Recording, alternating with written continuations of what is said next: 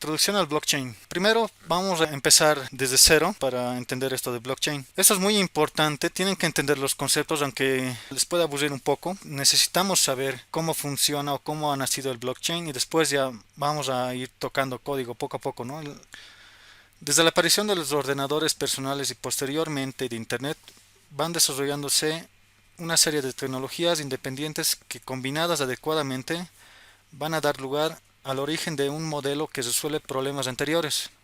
Estas tecnologías nacientes, por ejemplo, pueden ser la criptografía de clave pública, las cadenas de bloques o blockchain, las redes peer-to-peer o P2P y también el sellado de tiempo o el timestamping. Entonces, en el pasado, por los años 90, estas tecnologías han nacido. El peer-to-peer, que sería de persona a persona o P2P, ha nacido en el año 1991 o incluso otros dicen que ha nacido en el año 1996. Pero eso puede variar, depende cuándo ha aparecido y cuándo ha empezado a aplicarse. Entonces no nos hagamos líos con esos años, puede ser 1991 o 1996. El modelo clásico que nosotros manejamos hasta hoy en día es este, el cliente-servidor. Como nosotros sabemos, tenemos varios clientes, varias computadoras y nos conectamos a un solo servidor. Sería el caso de Facebook, el caso de WhatsApp, etcétera. Incluso a nivel nacional todos nos conectamos a un servidor único, ¿no? En el caso de un hospital, el hospital obrero tiene su servidor en su mismo hospital, que son las máquinas que están ahí en la parte del sótano escondidas, y todas las máquinas se conectan de La Paz a ese servidor y sacan información. Entonces eso sería un modelo clásico de cliente-servidor, varios clientes y un solo servidor. Pero el peer-to-peer o P2P que apareció, les decía, en 1991, ya sería diferente, no sería centralizado, un servidor centralizado, sería, se puede decir, un servidor distribuido donde cada máquina puede ser cliente y servidor al mismo tiempo. Entonces, no tenemos datos centralizados, se puede decir, tenemos una red donde las máquinas pueden ser cliente y servidor al mismo tiempo. Entonces esto también incluso es mucho más seguro porque al ser varias máquinas cliente y servidor, si apagamos tres máquinas, las otras tres máquinas siguen funcionando y tienen la misma información. Como son cliente y servidor al mismo tiempo, entonces no afecta si apagamos las otras máquinas. En este caso del clásico, si tenemos cliente servidor, apagamos el servidor y las demás máquinas ya se quedarían colgadas, ¿no? Ya no funcionarían. Eso es el problema del cliente servidor y que P2P viene a solucionar. Entonces esto es muy importante saber porque este nuevo enfoque de P2P o peer-to-peer es lo que va a hacer nacer al blockchain. Entonces esto tenemos que tenerlo claro. ¿Qué es P2P y por qué es P2P? ¿No? Cada máquina puede ser un cliente servidor y ya no tenemos datos centralizados en esa parte. La información es compartida. Entonces teniendo claro qué es P2P, vamos a ir a la siguiente diapositiva. Aquí tenemos otro ejemplo, ¿no? Un servidor centralizado que maneja webs, correos, comercio, marketing, eventos, etcétera. Pero si apagamos el servidor centralizado, todo lo demás caería, ¿no? Incluso aunque se tenga servidores de respaldo, igual todo está centralizado en un servidor. Pero ¿qué riesgo hay en esto? Si nosotros tenemos un servidor centralizado, como en este caso, toda la información en una sola máquina o en la nube, tenemos estos riesgos. Por ejemplo, primero, una persona con más poder, podemos decir, o más o con dinero o que maneja, por ejemplo, o tiene varias influencias, puede modificar los datos del servidor centralizado, en este caso eso puede ser un riesgo porque, por ejemplo, en Twitter, la última vez que Donald Trump quiso hacer tweets, ya les restringieron desde Twitter a su cuenta. Entonces eso más o menos es, incluso para una persona normal es restringible, ¿no? Su libertad de expresión. Eso puede pasar con las redes sociales, incluso si, por ejemplo, en el caso de Ucrania o Rusia, puede pasar eso por cuestiones políticas o afines políticos, pueden restringirlo eso. Y una persona, incluso el dueño de Twitter o de Facebook, puedes restringirlo diciendo solo restringirle a tal persona esa cuenta y listo, así. Entonces a eso nos referimos cuando los datos están centralizados. Puede pasar este tipo de cosas, incluso pueden banear cuentas, etcétera. Se puede cortar la libertad de expresión. Una persona que tenga más dominio o más poder o más influencia sobre o más poder puede cambiar esas cosas, puede borrar datos, puede modificar, puede restringir cuentas, etcétera. Entonces eso es lo que actualmente pasa esto. Ahora vamos con la siguiente diapositiva y vamos a empezar a ver la parte de blockchain. Si recordamos, primero hemos entrado a la parte de P2P, ya hemos definido cómo funciona P2P, que cada computadora es cliente-servidor al mismo tiempo. Entonces, primero, ¿cuál es el mejor camino para entender blockchain? Aquí podemos ver primero qué es blockchain, vamos a ver eso, después vamos a empezar a entender qué hace o cómo funciona blockchain, después vamos a ver dónde existe la blockchain, ahí ya pueden empezar a pensar dónde existe la blockchain y para que ya piensen un nivel más fuerte, cuál es el propósito de blockchain. Entonces vamos a la siguiente diapositiva o vamos a empezar dando un ejemplo básico. Primero, hoy en día, ¿cómo hacemos si, por ejemplo, tenemos dos personas? Alex y Bill. ¿Cómo hacemos si Alex quiere enviar $10 a Bill digitalmente? Entonces Alex quiere enviar $10 a Bill digitalmente. Lo que hoy en día hacemos, por ejemplo, si Alex estuviera en América y Bill estuviera en otro continente, en Europa, podemos pasar a través de PayPal y después vamos al banco de Alex. Después esto vuelve a PayPal y después vamos al banco de Bill y recién llega al banco de Bill, ¿no? Entonces, si Alex quiere mandar dinero a Bill, que está en otro continente, pasamos por PayPal, este pasa de nuevo por el banco de Alex y después recién pasa al banco de Bill.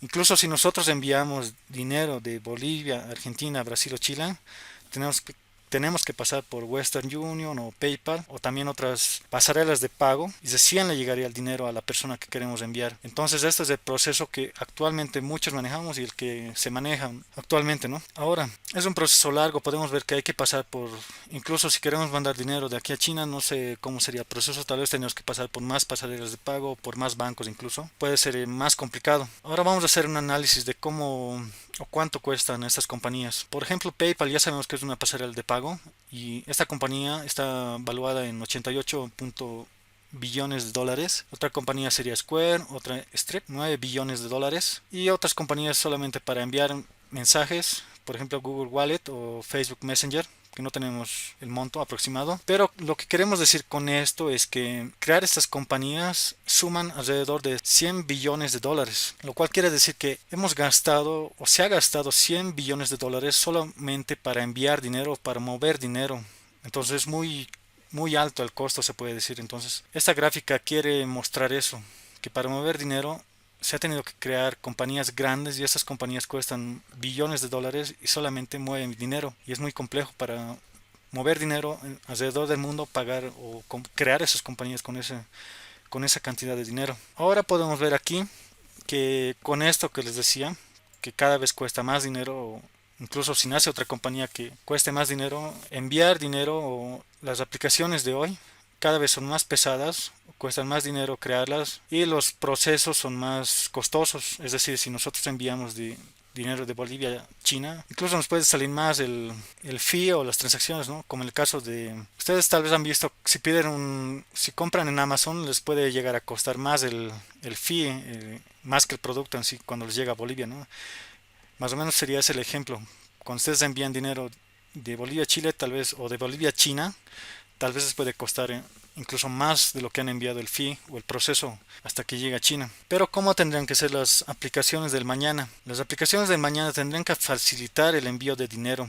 Y no solamente el envío de dinero, envío de valor, se puede decir, de datos. Pero en este caso estamos hablando de dinero. Tendría que facilitar eso y tendría que ser menos costoso. Entonces con eso estamos comparando ya dos casos, ¿no? Cómo funcionan las aplicaciones de hoy y cuánto cuesta enviar dinero, las empresas en cuánto están valuadas. Entonces, ¿cuál es el propósito de blockchain? El propósito de blockchain sería una representación fácil y transferencia de valor, no exactamente transferencia de dinero, porque blockchain no solamente se dedica o está creada para transferir dinero, sino para transferir valor. Este valor puede ser información de personas, datos médicos, etcétera, no siempre dinero. Entonces eso es una cosa que hay que entender bien. Ahora vamos a la siguiente diapositiva. Entonces, ¿qué es blockchain? Blockchain funciona con peer-to-peer, como ya lo hemos mencionado anteriormente. Solo son máquinas que son clientes y servidores al mismo tiempo. Entonces aquí podemos imaginar que cada persona es una máquina y es un servidor al mismo tiempo. Entonces están conectadas entre sí. Están conectadas entre sí y si hacemos caer o mueren 10 personas, las demás máquinas siguen funcionando y siguen proveyendo la misma información. Ahora vamos a seguir con la parte histórica. Entonces decía que en 1991 o en 1996 ha aparecido la tecnología o el estándar peer-to-peer para las máquinas. Entonces en 1991 aparece el primer trabajo de una cadena de bloques segura utilizando criptografía, que fue evolucionando hasta 1998. Wei Dai describió una solución descentralizada para pagos electrónicos basada en criptografía de clave pública. Este primer trabajo es evolucionado por otros autores hasta que en 2008 se publica con el seudónimo de Satoshi Nakamoto el artículo que define el mecanismo para implementar la moneda digital Bitcoin. Es decir, que incluso por esto discuten a veces mucho que quién ha creado el Bitcoin, quién ha sido el autor, todo esto. Por eso mencionan aquí que desde 1991 hasta 1998 se ha publicado en sí artículos que ya mencionaban que se puede trabajar con criptografía y con blockchain, pero en 2008 ya esto ha empezado a ser utilizado. Esa sería la diferencia entre sugerir o publicar algún artículo y empezar a usarlo. En este caso, en 2008 ya se ha empezado a usar o ya se ha publicado otro artículo que ya mencionaba que se puede utilizar blockchain con una moneda digital, la primera moneda digital, Bitcoin. Este se basa en el uso de las cadenas de bloques, blockchain, para registrar las transacciones de una red peer-to-peer. Entonces, esto es muy importante lo que les decía. Peer-to-peer es la base de blockchain. Ahora, más adelante vamos a mencionar más acerca de esto. El 3 de enero de 2009 entra en funcionamiento Bitcoin con el primer programa de código abierto, es decir, cuyo código es accesible para cualquier programador y por tanto verificable en su diseño. Y se crean los primeros Bitcoins a partir del desarrollo de la red de nodos y el uso de Bitcoin para realizar pagos sin intermediar con bancos. Y que actualmente hoy Bitcoin está valuado, si no me equivoco, en 29.000 o 30.000 dólares, ¿no? Cada Bitcoin. El año pasado, si recordamos o si ustedes saben, el Bitcoin estaba casi 70.000 dólares. Hasta aquí primero. Si ustedes recuerdan el año 2008, ¿dónde estaban? O el año 2009, tal vez estaban en el colegio. Pero si ese momento ustedes compraban con 100 dólares unos, no sé, unos 20 o 30 bitcoins o más, incluso, ya hubieran tenido la vida arreglada, yo diría. No sé si alguno tal vez se acuerda de ese momento, o tal vez ese momento ya sabía. Ahora, vamos a seguir hablando de blockchain para que no nos perdamos. Primero hemos hablado de la arquitectura peer-to-peer, que serían máquinas que son servidores y cliente al mismo tiempo. Después hemos hablado de blockchain. Más adelante vamos a detallar cómo funciona la blockchain internamente, pero la base de blockchain sería la red peer-to-peer. En el caso de blockchain, ¿cómo funcionan las cosas? Si tenemos una red peer-to-peer, que son, en este caso, cada persona sería una máquina y servidor al mismo tiempo, cliente y servidor al mismo tiempo, ¿cómo nosotros sabemos que la información que está manejando, por ejemplo, esta máquina, es la información que están manejando todas las máquinas? La clave del peer-to-peer es que como todas las máquinas son cliente y servidor al mismo tiempo, tienen que tener la misma información y tienen que estar en constante actualización. Es decir, que si esta máquina tiene el dato de, por ejemplo, que hoy es 2022, todas las máquinas tienen que tener ese mismo dato. No puede tener esta máquina que hoy es 2021 o 2020. A eso nos referimos que cada máquina, como es cliente-servidor, tiene que tener la misma información y esta información se tiene que actualizar constantemente. Entonces eso sería algo de la red peer-to-peer que tenemos que tomar en cuenta. Y en el caso de esta red, ¿cómo funciona internamente? Si nosotros tenemos, por ejemplo, aquí 50 máquinas y 30 máquinas, en este caso, dicen que hoy es el año 2022 y las otras máquinas restantes dicen que hoy es el año 2021. ¿Cómo sabemos cuál información es la verdadera? Para estos casos puede haber distintos mecanismos de validación, se puede decir, pero el que más se usa hoy en día es el que se dice 51%, es decir, que tiene que tener más del 50%. El que tiene, o el grupo que tiene más del 51% en información, esos son los datos reales. Es decir, que si este grupo que se nota a plena vista que es mayor al 50% o al 51%, dice que hoy es el año 2021, entonces se queda con esta información toda la red peer-to-peer, se actualiza con esa información. Entonces así funcionan las redes peer-to-peer y con blockchain actualmente. Generalmente están usando esto del 51%. Entonces eso para que se entienda por un lado cómo funciona esa parte. Si estamos guardando, por ejemplo, en este caso, información en el blockchain de cuántos bitcoins tiene una persona, actualmente siempre se intenta hackear esto, pero es casi imposible por los mecanismos que tiene Bitcoin y blockchain, que os voy a explicar en las siguientes diapositivas. Es casi imposible hacer el hackeo aquí. Se tendría que hacer de una manera muy rápida, se tendría que cambiar. En este caso, si hablamos de países, se tendría que cambiar la información de 50% de todas las máquinas que hay a nivel mundial al mismo tiempo y en un tiempo muy corto. Y si se hace eso, recién se puede modificar los datos, incluso se pueden pasar bitcoins a otra persona, pero esto hasta ahora no ha sido posible. Pero hay muchos intentos de que quieren hacer esto, y es casi imposible, pero en el futuro se va a poder hacer esto igual. Es por eso, en sí, si tuviéramos un servidor centralizado y todos los demás fueran clientes, solo se enfocarían a hackear el servidor centralizado. Pero como es descentralizado y hay estos mecanismos de validación o de consenso, entonces es casi difícil de hackear. Incluso si estamos hablando a nivel mundial, se tendrá que hackear el 51% de las máquinas al mismo tiempo, y en un tiempo muy corto se tendría que hacer esto, porque la información cambia a cada rato, se está actualizando, como les decía, constantemente se actualiza, y esto se hace incluso en minutos se hace. Entonces es muy difícil hackear esto, pero siempre va a haber intentos de hackeo, pero es muy difícil, y esto es más seguro que un banco y más seguro que un servidor centralizado. Ahora vamos a ir a la parte de blockchain. Primero tenemos los servidores peer-to-peer, que ya sabemos, servidor y cliente al mismo tiempo. Ahora, ¿qué hay dentro de cada máquina? Dentro de cada máquina tenemos programas en sí, tenemos un software que sería la que crea la blockchain, la que se actualiza o la que se actualiza constantemente con la información. Y cada bloque de esto, ¿qué tiene? A ver, vamos a tratar de primero, antes de ir a estas diapositivas, mostrar esto para que vayamos más ordenadamente. Entonces tenemos una red peer-to-peer, cada uno es cliente y servidor, y cada uno tiene una blockchain. Una blockchain solamente es una cadena de bloques, como su nombre lo dice, y solamente sería una cadena de información. Cada bloque guarda una información y estas se unen a través de un código al anterior bloque o al posterior. Entonces, primeramente, para entender esto, tenemos las red peer-to-peer, cada uno va a tener la misma información, les decía eso, y cada información que tiene cada máquina se actualiza constantemente. Entonces, en este caso, si este tiene 4 bloques, este va a tener 4, este 4, este 4, y todos los van a tener 4, ¿no? Bloque Génesis, está bien esto, sería bloque 2, bloque 3 y bloque 4.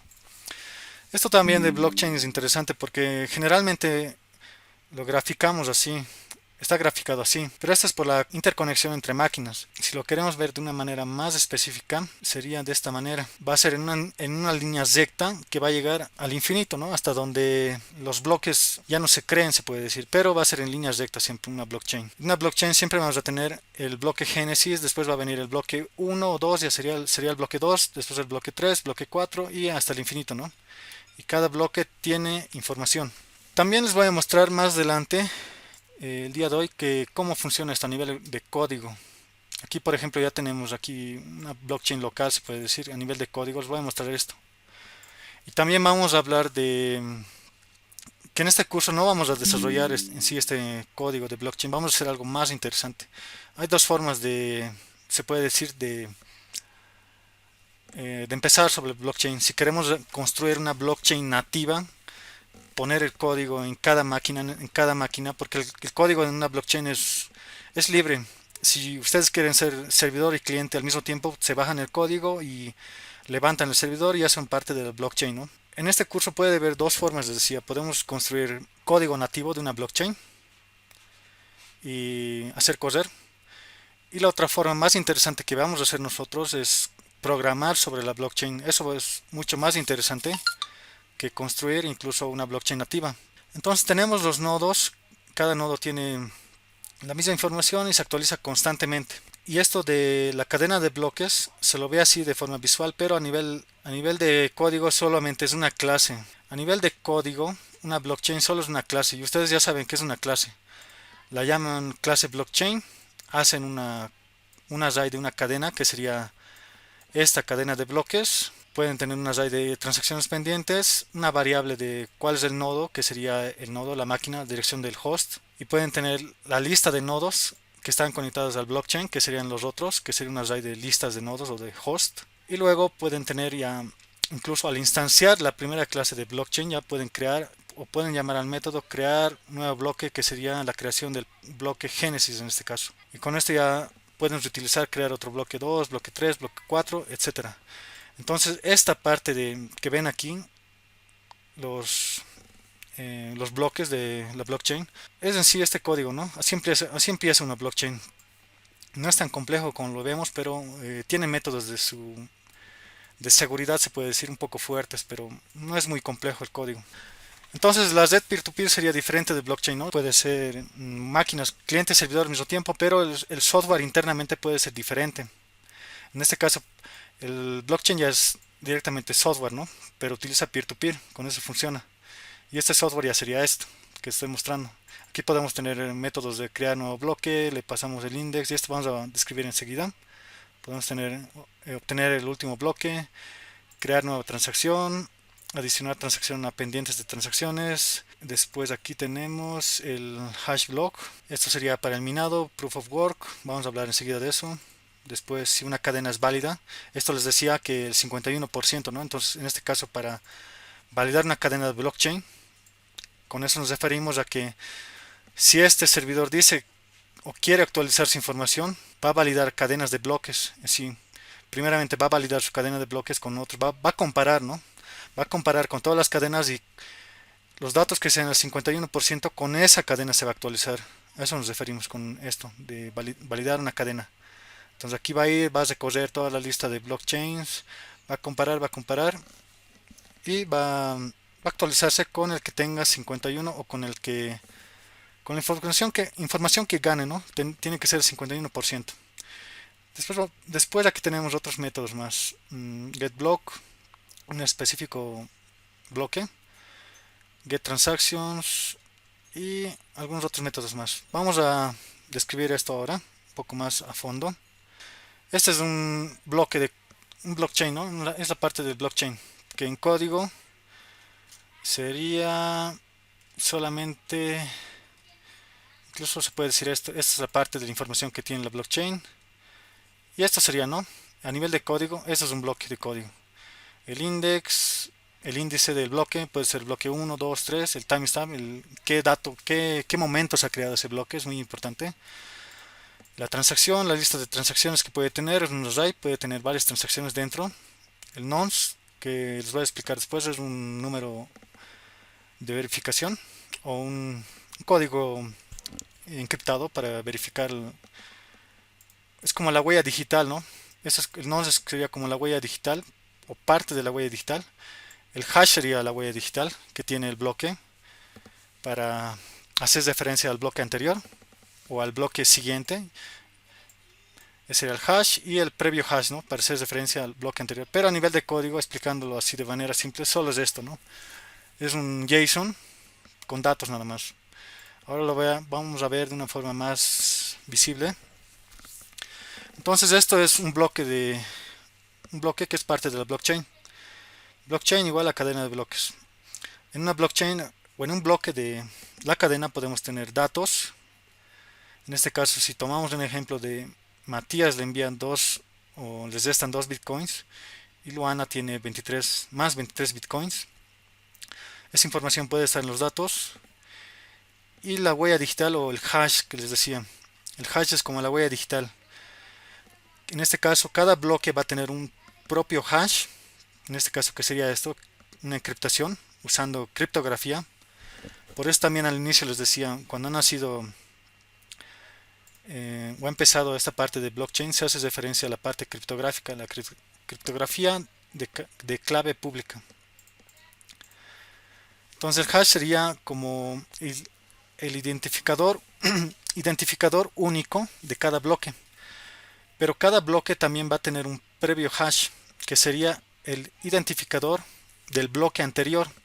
Es decir, lo siguiente. Primero el bloque génesis. El bloque génesis no va a tener identificador previo, sería el previous hash. Solo va a tener el hash como tal. Entonces el primer bloque es el génesis, se llama bloque génesis. Su identificador es de esta parte, esta huella digital rosada, así lo podemos diferenciar mejor. Y cuando cree otro bloque, como les mostraba a nivel de código en esto, cuando crea otro bloque puedo meter datos, pero hay que hacer siempre referencia al hash anterior, que sería el previous hash, que sería esta huella digital que tiene el primer bloque, ¿no? Aquí lo ponemos en el previous hash.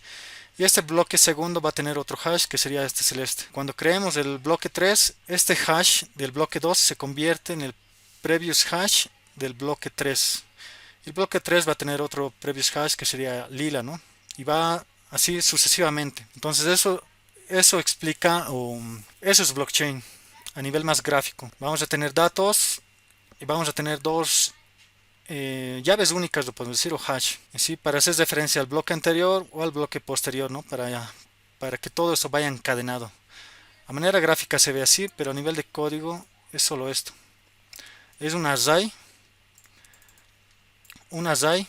que va a tener índice, pero esto es lo importante que estamos mencionando ahora, ¿no? El hash, que sería una especie de huella digital, y el previous hash. El bloque génesis no tiene nada en el previous hash. En este caso, si tenemos aquí crear nuevo bloque, cuando estamos creando el bloque génesis, Al previous hash le mandamos 0 y al hash le mandamos 0, ¿no? Con eso ya no, con eso queremos decir que ese es el bloque génesis, ¿no? Incluso con la ID ya sabemos que es del bloque 1. Y los siguientes bloques van a tener ya una encriptación más fuerte. Entonces esto sería a nivel visual, el blockchain, a nivel de código que va a tener esto, cada máquina, que es máquina servidor o es cliente servidor al mismo tiempo, va a correr este código en su máquina y va a utilizar estos métodos para actualizar su blockchain, que solo sería un array, ¿no? Un array de datos, un array de, en este caso un array incluso lo pueden aquí poner más clases tipeadas, etcétera, de lo que puede tener, pero solo es esto a nivel de código. Ahora vamos a lo siguiente.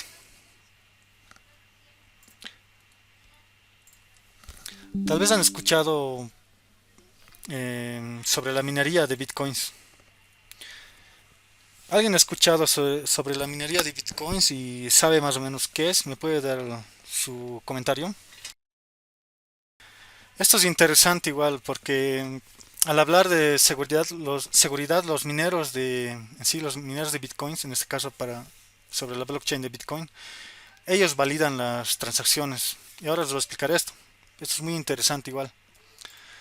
A ver, antes de pasar al consenso, vamos a hablar de esto un poco. Entonces los mineros validan transacciones. ¿Y qué es validar esas transacciones? Es decir, si aquí tenemos un servidor y una máquina, se quiere crear un nuevo bloque, aquí bloque 5. No se ha unido todavía a esta blockchain de esta máquina. Entonces se quiere crear nueva información y se va a llamar el bloque 5. Y se quiere aquí guardar datos de transacciones, de etcétera, etcétera. Pero ¿cómo se añade este bloque a la blockchain? Esa es la validación que hacen los mineros. Así como este ejemplo, aquí podemos ver, incluso podemos tener solo servidores que están agarrando información, además no están haciendo nada, están siendo parte de la peer-to-peer de la blockchain. Pero hay otras máquinas que validan. En este caso, esta máquina puede ser, es cliente servidor, pero al mismo tiempo es minero, ¿no? Está validando. Entonces, ¿qué hacen los mineros en este caso? Esta máquina quiere agregar un nuevo bloque a la blockchain, el bloque 5, y para validar este nuevo bloque, esa es la parte de seguridad que en cada blockchain puede variar. Específicamente para Bitcoin se tiene el Proof of Work, que en inglés sería o en español sería prueba de trabajo. Esto sería lo que actualmente usa Bitcoin. ¿Y qué quiere decir esto, Proof of Work? En sí es recursivo y solo consiste en que se usa un algoritmo de encriptación llamado el... A ver, lo voy a escribir aquí. Aquí lo vamos a escribir. Un algoritmo de encriptación que sería el SHA-256. Este es un algoritmo de encriptación que usa actualmente Bitcoin. Entonces, ¿qué se necesita para añadir un nuevo bloque? ¿Qué hace el minero? Utiliza este algoritmo, pero lo utiliza de una forma interesante. A nivel código, una vez más hablando de esto, se va a encriptar o se va a utilizar este algoritmo de encriptación de SHA-256 hasta obtener 4 ceros por delante. Es decir, aquí voy a escribir este algoritmo de SHA-256. A ver, lo vamos a ver antes de escribir aquí. Vamos a hablar un poco más de estos internet. Voy a escribir aquí SHA-256 online. Y como les decía, este es un algoritmo de encriptación. Por ejemplo, aquí tengo la entrada. Voy a colocar Ricardo. Y este es el algoritmo de encriptación que saca este resultado, ¿no? Son números y letras mezclados. Este algoritmo de encriptación es algo interesante porque si yo encripto varias letras aquí, datos o 1000 letras, este algoritmo de encriptación siempre va a dar el mismo tamaño de cadena, se puede decir, al final. Aunque nosotros tengamos aquí un libro de datos, siempre va a ser, siempre va a ser el mismo tamaño de la cadena. Eso es lo interesante. Pero la otra cosa es que no se puede desencriptar esto. desencriptar de esto y llegar a los datos que han sido encriptados. Eso es igual algo importante que tenemos que saber. Solo se puede ir a un solo lado, encriptar lo que estamos metiendo. Entonces, ¿qué hace el algoritmo o el minero? Si nosotros aquí le mandamos JSON, como les he mostrado a nivel de código, tenemos JSON de datos aquí, de quién ha enviado el dinero, cuántos bitcoins, amount puede ser, etcétera. Va a encriptar esto hasta que obtenga 4 ceros por delante, pero esto ya es estático, ¿no? Podemos saber aquí que le ha enviado a Ricardo, a Juan, 2 bitcoins, etcétera. Pero tenemos un número randómico aquí que va a variar del 1, puede variar, va a ir desde el 1, el 2, 3, 4, 5, 6 hasta el infinito, o va a ir hasta que encuentre esto, 4 ceros por delante. Va a agarrar esto y va a jugar con un número randómico y hasta que vean 4 ceros por delante no va a parar. Y a nivel de código sería esto. Va a agarrar, en sí sería el nonce, el número que va a jugar. Aquí que les digo randómicamente. Y aquí va a agarrar el método que ya se tiene aquí, que utiliza la librería SHA-256, que lo podemos instalar, ¿no?, para Node.js en este caso. Aquí les voy a mostrar. Esta sería, ¿no?, la librería de SHA-256 para Node.js. Entonces está usando en este caso eso. Pero lo más importante de esto es que va a ir jugando hasta que sea de diferente de 4 ceros esto, ¿no? Cuando ya obtenga 4 ceros por delante va a salir de este while y se va a quedar con ese valor encriptado. Entonces al hacer eso, porque es randómicamente, puede tardar mucho. Entonces este va a jugar hasta que encuentre, cuando encripte los datos, hasta que encuentre 4 ceros por delante y lo demás ya no importa, puede ser letras, números, pero lo más importante es hasta que encuentre 4 ceros por delante. Cuando haga ese while infinito o while hasta que encuentre 4 ceros por delante, puede tardar mucho esto. Ese momento que encuentre ya va a ser válido, va a poner ese código aquí en el blockchain, va a ser parte del hash y va a poner eso en el bloque y ese momento ya se puede decir que es válido este bloque y va a unirlo recién al blockchain y esto va a actualizar los otros blockchain, va a mandar información a los otros servidores, clientes servidores, para que actualicen este mismo, ¿no? La misma información. Entonces, en ese momento eso hacen los mineros. En sí, los mineros están resolviendo ese algoritmo de SHA-256 y si han escuchado sobre esto, eso se hace con tarjetas de video o incluso con otras máquinas especiales, ¿no? La ASIC o incluso hoy con otros métodos de verificación se puede hacer esto con memorias RAM, microprocesador de la máquina, etcétera. Entonces, esto es lo que hacen los mineros. Las máquinas que se dedican a minería hacen esto. Hasta que encuentre 4 ceros va a seguir iterando, iterando, iterando y ese momento ya va a ser válido. Y esto puede ser muy dificultoso, incluso la minería, o han escuchado tal vez de las granjas de minería que actualmente existen en China, en otros países, que tienen miles o sí, miles de máquinas que se dedican a esto. Y es mejor cuando hay más máquinas, resuelven más rápido esto. Resuelven más rápido esto, encuentran más rápido 4 ceros y añaden un nuevo bloque a la blockchain y les dan recompensa por esto. Por hacer esto, les pagan a las máquinas que hacen esto. Así les pagan en bitcoins. Resuelven esto, encuentran 4 ceros y ya les pagan. Pero si en grupo se unen 20 máquinas o 50 máquinas, lo encuentran más rápido esto y le pueden pagar, incluso en horas le pagan, en horas. Pero si esto una sola máquina lo hace, puede llegar a tardar mucho. Encontrar 4 ceros y puede ser esto infinito, ¿no? Un loop infinito. Puede tardar días incluso. Pero imagínense que quieren hackear la blockchain. Tendrían que cambiar o tendrían que hacer esto igual en segundos. En segundos se tendría que hacer y se tendría que informar a cada nodo rápido para colocar el siguiente bloque. Para colocar un nuevo bloque siempre se hace 4 ceros, se encripta y se lo coloca al nuevo bloque y se actualiza los otros blockchain. Si no encuentra 4 ceros, no va a poder colocar otro bloque. Los otros siempre verifican eso. Y la cadena real, igual como les he dicho, 51% tiene que ser la cadena, lo que es la que va a ser la cadena real. Puede haber varias cadenas aquí. Pueden tratar de hackear, pero la que va a tener validez es la que tiene 51% y para hacer eso hay que ser muy rápido, incluso esto del minado habría que hacerlo muy rápido. Y también la otra parte de seguridad que tiene la blockchain es precisamente esto del hash, el hash anterior y el hash previo. Para reemplazar, incluso tendrían que reemplazarlo. En todas las blockchains tendrían que reemplazar. Si quieren reemplazar, incluso si hay una blockchain larga aquí de 100 nodos, quieren reemplazar este nodo 3, el hash tendrían que obtener el hash anterior de este bloque y colocarlo aquí. El hash que va a tener su nuevo bloque no va a ser el mismo que tenía el anterior, porque incluso no pueden saber con qué número se ha codificado, era un número aleatorio. Y encima de eso, para hacer ese encriptado, entra la fecha de hoy. Incluso entra este timestamp para hacer el hash. Unen toda esa información, lo encriptan y recién saben el hash y hasta que llegue 4 ceros, con eso peor para adivinar con qué dato ha hecho.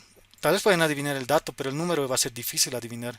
Incluso aquí pueden poner, les decía, para encriptar date, el número randómico y aquí 4 ceros y tendrá que tener la misma información para tener el mismo hash y eso es muy difícil hacerlo en poco tiempo. Lo podrían hacer tardando, no sé, una hora o más, pero si no se hace incluso en un minuto esto, en segundos, no van a poder hackear la blockchain. Es lo interesante de esto. No recuerdo exactamente dónde está, pero por cada bloque que se mine en esta cadena por ejemplo, de Bitcoin, este blockchain de Bitcoin, hay un fee que sería tipo propina, ¿no? Esto les dice así, si al minero que resuelva este bloque para colocar a la blockchain le voy a pagar 0.5 Bitcoins, así le dicen. Entonces los mineros o el minero que resuelva esto de suerte, puede tener suerte, igual puede ver eso, pero generalmente las pool de minerías resuelven así más rápidamente los bloques y obtienen recompensas grandes, pero se reparten esas recompensas entre todas las máquinas que existen ahí. Hay una especie de fee en cada transacción, siempre va a haber un fee para la blockchain. Entonces, esto dice, al que resuelve este bloque, obtiene esos cuatro números cero, haciendo la encriptación hasta que aparezca eso. Le vas a dar de recompensa esto, 0.5 bitcoins. Entonces, es de esa forma en la cual los mineros ganan dinero. Al hacer eso están ganando dinero. En este caso, si esta máquina ha resuelto para añadir este nuevo bloque, el algoritmo de encriptación hasta obtener 4 ceros, se le da la recompensa al minero, que en sí es solo una máquina, ¿no? Que está resolviendo el algoritmo de encriptación que sería el SHA-256. Entonces esa máquina obtiene el dinero, las recompensas en bitcoins. También aquí me olvidaba decir que en esta red les decía que cualquiera puede ser un servidor y un cliente, solo necesitan unirse, descargarse el programa y unirse a la blockchain. Y si quieres ser minero, puedes ser minero. Pero también para ser minero de bitcoins en este caso, eh, existen máquinas especiales, les decía. Por ejemplo, las tarjetas de video que resuelven matemáticamente o tienen la capacidad de resolver matemáticamente más rápido este algoritmo específicamente del SHA-256. Una es esa opción, pero en China, al saber esto, obvio, desde que ha aparecido el Bitcoin, han empezado a haber granjas de minería, han creado máquinas específicamente que resuelven este SHA-256 y esas son las ASIC máquinas, se llaman ASIC miner, ¿no? Y esas máquinas resuelven específicamente o tienen hardware específicamente para resolver este algoritmo y ganan mucho más, ¿no? Deben ganar por hora o por día, deben sacar más no sé, depende de la máquina, del costo, más de $100, etcétera. Depende también del costo, la máquina resuelve más rápido, tiene más poder, más hardware, más memoria RAM, eh, es mejor para resolver y resuelve más rápido este algoritmo del SHA-256. Entonces, por una parte eso. Aquí no estamos tocando, no les estoy diciendo que, bueno, compren tarjetas de video, nada de esas cosas. Estamos hablando a nivel código, a nivel tecnología, ¿no? Cómo funciona por dentro. Eso es necesario saber. Porque al comienzo, incluso cuando no sabemos esto, ¿qué es un minero? Yo sé escuchar, el minero busca dinero en internet, saben decir. O el minero está formateando, está borrando archivos, está haciendo algo así. Saben tener una idea más o menos, no muy a nivel técnico se puede decir.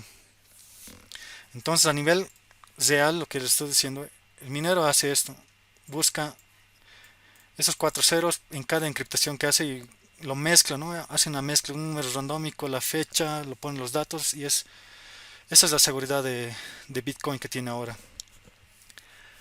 Entonces, por una parte eso, y ahora vamos al consenso que les estaba mencionando anteriormente, Byzantine Consensus. Eso es interesante igual. Por ejemplo, ustedes de Troya, ¿no? Creo que todos de Troya. Aquí tenemos, estos pueden ser todos los servidores que existen a nivel mundial. En el caso de Troya lo podemos comparar de esa forma. En este caso, ¿cómo pueden saber aquí en esta imagen este grupo del fondo si tiene que atacar o tiene que esperar hasta que él dé la orden?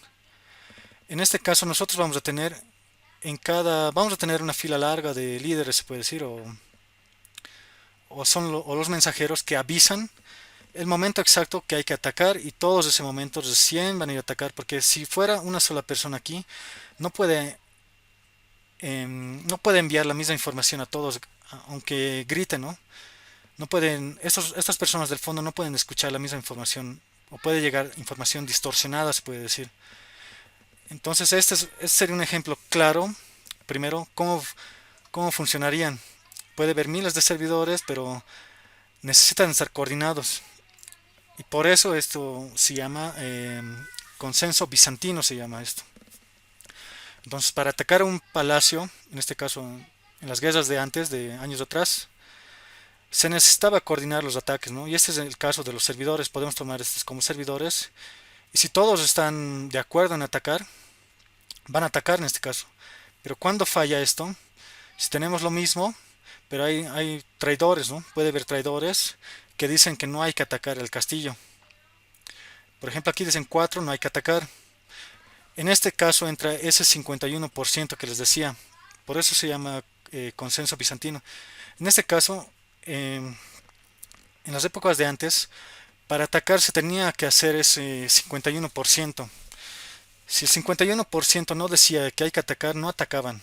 Si el 51% decía no hay que atacar, no atacaban, ¿no? Y si decían hay que atacar, vamos a atacar. Si decían retirada, nos retiramos, ¿no? Entonces se refiere a esto. El 51% tiene que decir lo que hay que hacer y se obedece a esa parte.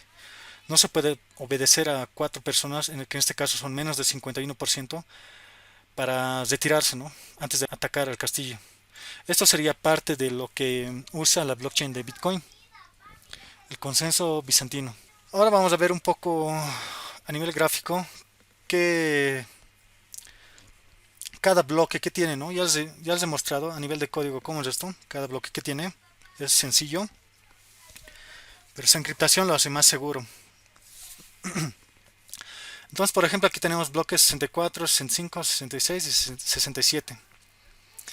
El hash del bloque 64 se va al dato del previous hash del bloque 65. Es de esta forma como están encadenados, esto ya lo tenemos que entender perfectamente. Después tenemos las transacciones, puede haber varias transacciones, de seguida vamos a ver cuántas transacciones puede aguantar Bitcoin en cada bloque. Y después tenemos aquí, por ejemplo, esto, Proof of Work, este bloque se ha minado con ese método de verificación o de validación, se puede decir, Proof of Work, que sería prueba de trabajo, que en resumen sería encontrar esos cuatro ceros al momento de hacer la encriptación de todos los datos. Después aquí tenemos lo mismo, Proof of Work para el bloque 65, Proof of Work, todo lo mismo, pero lo más importante que de esta gráfica es que se entienda cómo están anidados cada bloque y cómo cada bloque es insertado a la blockchain. No se inserta de forma fácil, pasa por ese paso de encriptación y después, luego de lograr eso, se inserta a la blockchain y se notifica a los otros servidores que están en la red. Y así todos están actualizados de la misma forma. Entonces vamos al siguiente gráfico. Y ahora, esto es un poco a nivel visual, ¿no? Un bloque en este caso de la blockchain de Bitcoin, tiene la dirección o de quién se está enviando el dinero, a quién se está enviando el dinero. En este caso, estos números son igual encriptaciones, pero ya serían directamente direcciones de billeteras digitales. En este caso tenemos dos direcciones, de quién y a quién están enviando. El monto sería 2 bitcoins, el nonce, que sería la encriptación de 4 ceros, o en este caso sería el número randómico. En este caso no estamos detallando específicamente. Aquí sería el hash del bloque, el hash que va a tener este bloque, el previous hash anterior, etcétera, ¿no? El dato y el fee que les decía, que es la recompensa que se da al minero por insertar este bloque a la blockchain. Pero algo más interesante de esto sería cuánto soporta cada bloque de Bitcoin. En sí, cada bloque de Bitcoin va a soportar 1 megabyte, y esto sería equivalente en transacciones a 2048 transacciones. Cada transacción está en 0.5. Entonces, cuando les pregunten actualmente cuánto soporta cada bloque de Bitcoin de información, porque no puede soportar un bloque 100 megabytes, 10.000 megabytes, etcétera, ¿no? Solo soporta, en este caso, 1 megabyte de información cada bloque de Bitcoin. También este es otro caso por el cual han nacido otras blockchains. Por ejemplo, si esta red de Bitcoin soporta solo 1 megabyte y además hay que pagar, porque se paga en Bitcoin, hay que pagar al minero, entonces no es muy conveniente, ¿no? Es por eso que incluso han creado otras blockchains como la blockchain de Bitcoin Cash, que soporta más información en su cadena de bloques o en cada bloque, y también paga lo mismo, ¿no? Debe pagar lo mismo de fee, pero soporta más información, más megabytes en su cadena de bloque. En el caso de Ethereum, Solana, lo mismo.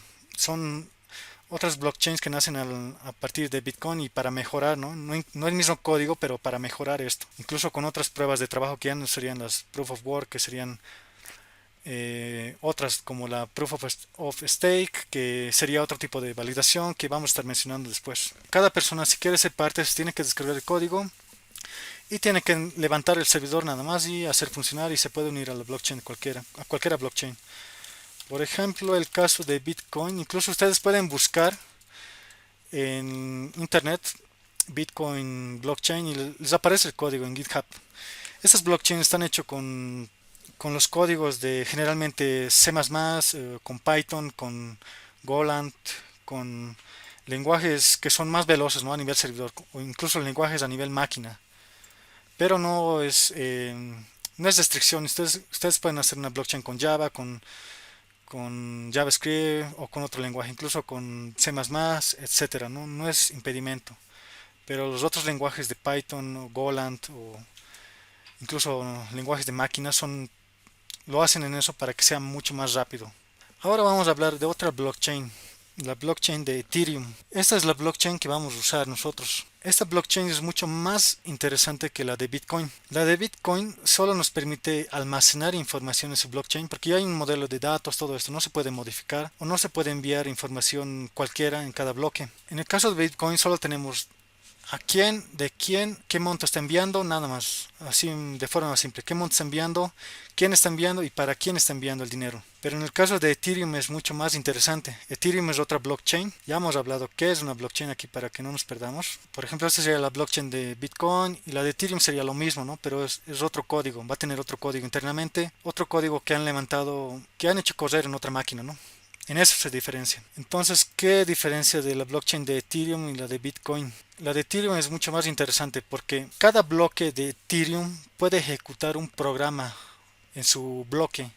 Eso lo hace diferente. En este caso ya no vamos a tener solo enviar de quién está enviando a quién, cuánto monto está enviando. En este caso ya no se utiliza Bitcoin, se utiliza ETH. Enseguida vamos a hablar de esto. Solo son nombres que le dan al blockchain o las recompensas de los nombres que esa blockchain da.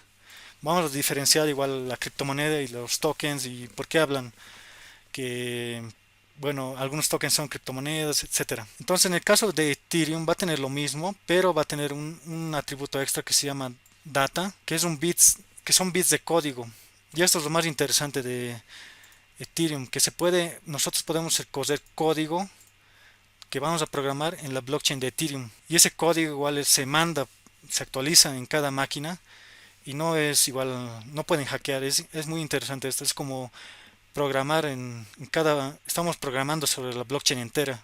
Estamos metiendo un pedazo de código en un bloque y ese código se está ejecutando cada rato que queremos utilizarlo. Eso es lo que diferencia Bitcoin a Ethereum en la parte más importante, se podría decir. Ahora también me hablaban del hackeo. Ustedes preguntaban acerca del hackeo, qué puede pasar, cómo pueden hackear y si hay intentos de hackear. Entonces, esto puede ser posible el hackeo porque les decían que tienen que hacer esa encriptación, tienen que encontrar los 4 ceros, tienen que reemplazar las cadenas de bloques siguientes porque el hash no va a ser único, no van a tardar en encontrar el hash que va a ser único o igual a la encriptación. Y en ese momento, hasta encontrar incluso el hash, va a haber otros bloques que se van a estar añadiendo al blockchain. Es continuo, ¿no? No se queda ahí estático. Cada momento se está añadiendo un nuevo bloque a la blockchain y como tienen hash, cada bloque tiene su hash propio, su hash previo, se tiene que reemplazar todo por igual. Entonces, muy complicado hacerlo eso en poco tiempo y es difícil de hackear, pero no es imposible, se diría. Solamente tal vez es cuestión de velocidad, pero esto puede ser posible en el futuro. Puede ser esto posible cuando aparezca o cuando ya sea más estable la computación cuántica. Como sabemos, esto ya procesa ya petabytes, zettabytes de datos en segundos. Ahora solo podemos procesar, creo, máximo gigabytes o tal vez terabytes, pero con la computación cuántica ya se podría zettabytes, terabytes, etcétera, ¿no? Petabytes. Entonces, ese momento tal vez ya va a ser más fácil hackear una blockchain. Pero la blockchain también está evolucionando. Cada día hay más tecnologías, más propuestas para el blockchain nuevas y es mucho más seguro que, o 10 veces más seguro que un banco esto.